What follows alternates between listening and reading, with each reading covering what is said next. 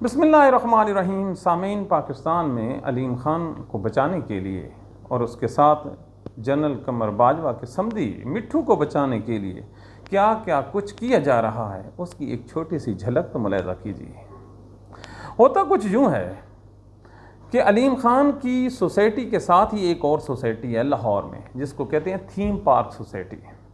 इसका मालिक खुशी मोहम्मद तूर है। ये पंजाब पुलिस में एक कांस्टेबल था। दोबारा कह रहा हूँ, ये पंजाब पुलिस में एक कांस्टेबल था जिसका अपना रकबा था 3 एकड़। ये 3 एकड़ों से थीम पार्क सोसाइटी में 12,000 कनाल की सोसाइटी खड़ा कर देता है, और वो भी प्योर दरिया के अंदर, दरिया के पेट में 12,000 कनाल की ये सोसाइटी बनाता है, और 12,000 की इस सोसाइटी को 3-3, 4-4 मरले के प्लाट्स बनाकर फरोख्त कर देता है। और ये सब कुछ 2020 के बाद 2022 में इसको अरूज मिलता है। अब 2022 के बाद क्या हो सकता है कि एक मामूली कांस्टेबल पाकिस्तान में करोड़ों नहीं अरबों हार रुपया कमाकर उसको दूसरे मुल्क भी भेज दे। अब जब इसको एंटी करप्शन ने पकड़ा है तो एंटी करप्शन कहता है कि अरबों रुपए पाकिस्तान से बाहर जा चुके हैं। तो ये कांस्टेबल जो खुशी मोहम्मद है, इसके हिस्से में कितने आए होंगे? आप इसकी तस्वीर ज़रा देखिए तो सही। इतनी इतनी दाढ़ी है, माशाअल्लाह, क्या भरम रखा है इसने अपनी दाढ़ी का। ज़रा आगे ज़रा देखिए आगे क्या होता है। सन 2023 में इसके साथ जो एक्यूज्ड हैं वो हैं पंजाब का चीफ सेक्रेटरी। 2022-23 में वो है कमरान अली अफजल। अब ये जो सिविल सेक्रेटेरिएट है उससे 20 किलोमीटर से भी कम फासले पर ये थीम सोसाइटी वाक़िया है, ये बिल्कुल नज़दीक ही। इसके बाद आ जाता है जाहिद अख्तर जमान, चीफ सेक्रेटरी। अब आप देखिए, ये जो 2 चीफ सेक्रेटरीज हैं, इनमें से किसी को नहीं पकड़ा जाता। अब अगर इनको पकड़ते हैं तो वो मौसूफ बता देंगे कि इस जो सोसाइटी है इसमें उनका कितना परसेंटेज था और कांस्टेबल साहब का कितना था। और इसके अलावा जो एलडीए का चेयरमैन था उसने तो कमाल ही कर दिया है, सैयद मोहसिन रज़ा नकवी, उसको भी टच नहीं कर रहे कि ये बताएं आप सोए क्यों हुए थे जब 12,000 कनाल पर लोगों को लूटा जा रहा था। अब अवाम को दिखाने के लिए खुशी मोहम्मद तो गिरफ्तार हो गया है, एंटी करप्शन के जज के सामने भी पेश हो गया है। उम्मीद है सज़ा भी हो जाएगी। 2-3 महीने की सज़ा पाकिस्तान में होती है, ज़्यादा नहीं होती। अगर इन बड़ों को पकड़ते हैं तो अगला नंबर है अलीम ख़ान की सोसाइटी का। वो भी दरिया के अंदर है, वो भी पास नहीं हुई थी, एलडीए ने उसको भी अप्रूव नहीं किया था। तो कैसा जुल्म है कि जो एक सोसाइटी का मालिक है उसको तो गिरफ्तार कर लो कि उसने जुल्म किया, जबकि जो दूसरी सोसाइटी है जो उसी तरह बड़ी है, आप दोनों की वर्थ मुलाहिज़ा करें ना, वो 12,000 की है तो ये उससे बड़ी है। दोनों दरिया के अंदर हैं। एक को एनओसी दिया, तो एनओसी देने वालों को तो पकड़ो ना कि जब जो मास्टर प्लान है उसके अगेंस्ट आप एनओसी दे रहे हैं तो आप कौन हैं? तो आपको पता है वो एनओसी किसने जारी किया था? उसमें पंजाब का मौजूदा चीफ सेक्रेटरी शामिल है। फिर सबसे बड़ा जो एक्यूज्ड है वो मरियम नवाज़ है।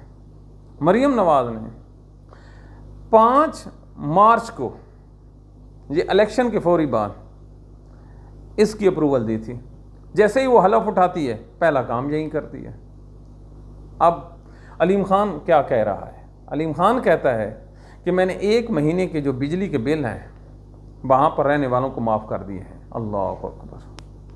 मौसूफ 1 महीने के बिल भी वहाँ उन लोगों से माफ़ करने की जो कारनामा है उसको बयान कर रहा है।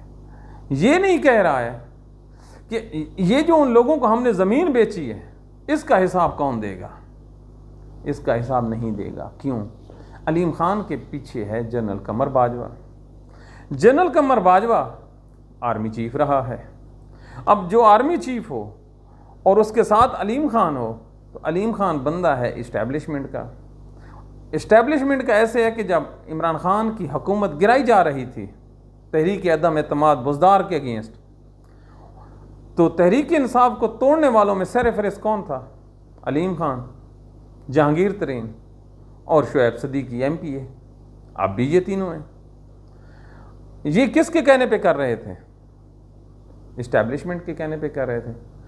अब इस्टेब्लिशमेंट के कहने पर हुकूमतें गिराने वाले अब फिर कहाँ पे बैठे हैं? हुकूमतों में बैठे हैं। किस किस जगह पे? आला ओहदों पे। मवासलात का एक वजीर है, दूसरा बड़े बड़े ओहदों पे है। अब मौजूदा हुकूमत में अगर किसी वजीर को पकड़ा जाता है तो क्रेडिबिलिटी तो लूज़ होनी है, लेकिन ना पकड़ा जाए ना दिखाया जाए तो जो कॉस्मेटिक्स ऑपरेशंस हैं उसके मुताबिक खुशी मोहम्मद को धर लो।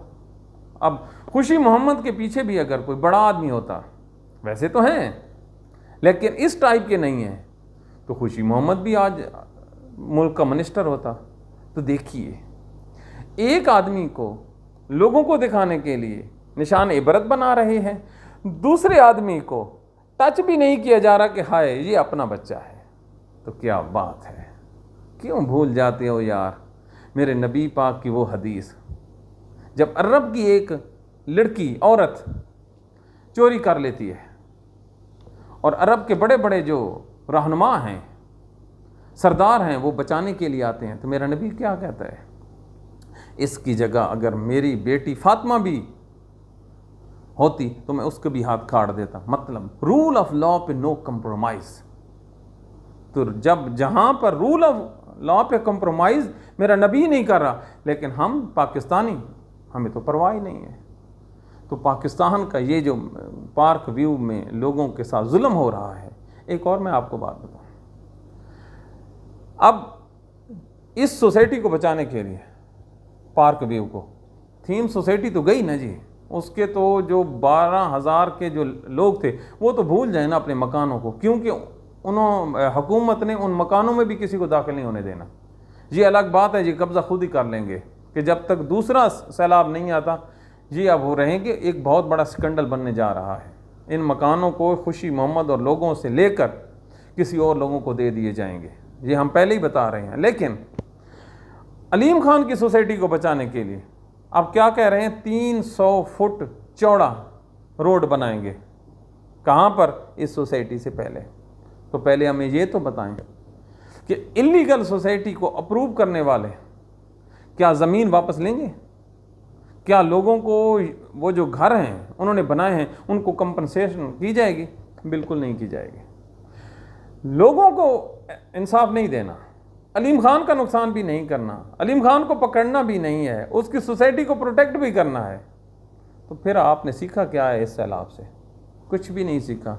लेकिन बात करते हैं इमरान खान की एक घड़ी, जहां मर्जी है बात कर लो। आज शुएब सदीकी कह रहा था कि इमरान खान ने 300 जो एकड़ है उसकी इजाज़त दी थी। चलो भाई ठीक है, 300 एकड़ को आप 8 से ज़रब दे दें तो 8 3 24। तो ये जो उसके बाद 10,000 कनाल तक आप बढ़े हैं प्लस 5,000 ज़्यादा, ये आपने कहाँ से ख़रीदी है? ये वापस करें फिर।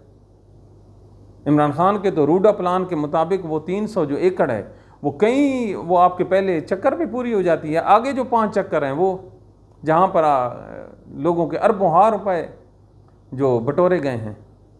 तो ये पाकिस्तान में अजीब सिस्टम है। पाकिस्तान के जज भी चुप करके बैठे हैं, ना वो कुछ बोलते हैं ना उनको कुछ आता है, चुप करके बैठे हैं, तमाशा देखी जा रहे हैं। जबकि जो कॉमन लोग हैं वो बेचारे लौट रहे हैं। पाकिस्तान में लाहौर में 2025 में आंखों के सामने एक आदमी को बचाने के लिए दूसरे आदमी को रगड़ा दिया जा रहा है। ये पाकिस्तान है जहाँ पर कोई इंसाफ की बात नहीं करता। जो करता है अल्लाह के हुक्म से उसका बंदोबस्त भी कर लिया जाता है। लेकिन हमें हुक्म है अल्लाह ताला की तरफ से कि आपने हक़ का साथ देना है। और हक़ ये है कि ये जो नाजायज़ सोसाइटियाँ बनी हैं इसके मालकान इस कौम के, इस मुल्क के, गरीबों के, लोगों के वो दुश्मन हैं। अब वो दुश्मन हैं तो उनको प्रोटेक्ट करने की बजाय उनसे पैसे वापस लिए जाएं और जो लोग हैं उनको ये पैसे दिए जाएं। अदरवाइज़ हम समझेंगे कि पाकिस्तान में कोई रूल ऑफ लॉ नहीं है, और ना ही है यहाँ पे। ये को बात है, यहाँ पे सिर्फ रूल ऑफ लॉ एक ही है कि अगर पीटीआई और इमरान खान कोई बात करे उसको पकड़ लो, बाकी जो करते हैं उनको छोड़ दो। कल आपने देखा है ना, अलीमा खान को जो औरतों ने मारा था वो किधर गई? अल्लाह के हुक्म से वो इस्टेब्लिशमेंट की वो थी, चाल थी। जो गाड़ी इस्तेमाल की गई थी वो रेंट की थी, जो नंबर प्लेट थी वो तब्दील की गई थी। पुलिस ने उनको भगाया और अभी तक कहते हैं एफआईआर भी दर्ज नहीं हुई। क्या बात है, क्या इंसाफ करते हो। अल्लाह को तो आपने जवाब ही बिल्कुल नहीं देना। यही इंसाफ जो आपने अलीमा के साथ किए, यही आप इंसाफ अलीम खान के साथ कर रहे हैं, यही इंसाफ आप कांस्टेबल खुशी मोहम्मद के साथ कर रहे हैं। अपने को कुछ कहना नहीं है, दूसरे को आपने उसकी दुर्गत बना देनी है। पाकिस्तान इस तरह से नहीं चलने वाला, बिल्कुल नहीं चलने वाला। आप हज़रत अली के उस कौल को भूल गए हैं कि हो ही नहीं सकता कोई माशरा सरवाइव कर जाए जहाँ पर बेइंसाफ़ी हो। जालिम हुक्मरान काबिल बर्दाश्त है, कितना जुल्म करेगा, लेकिन इंसाफ देने वाले भी तो हों ना। लेकिन पाकिस्तान में ना यहाँ पर जुडिशरी है, अल्लाह के हुक्म से 147 नंबर पर मौजूद बरजमा जज हैं, और फिर वो भी कहते हैं कि हम अदलिया की इज़्ज़त पर पहरा देंगे। माशाअल्लाह जी, आप पहरा देते रहें, लोग रोते रहेंगे। अपनी दुआओं में याद रखिए। Thank you very much.